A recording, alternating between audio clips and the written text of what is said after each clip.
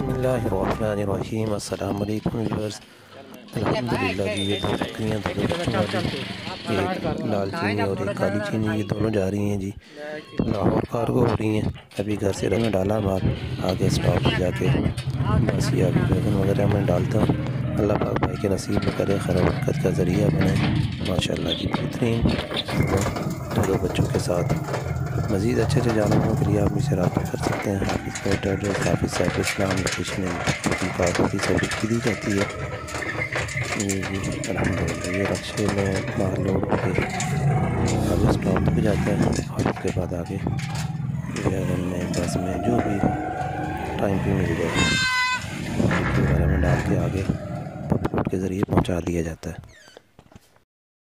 مزید اچھے جانوروں کے لیے مجھ سے رابطہ کر سکتے ہیں۔ آپ کی اسکرین پہ میرا واٹس اپ نمبر شو ہو رہا ہے۔ اس کے علاوہ مزید معلومات آپ مجھ سے حاصل کر سکتے ہیں۔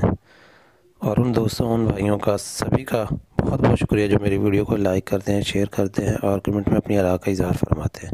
دعاؤں میں یاد رکھیں جی۔ اللہ نے یہ بات رب رکھا۔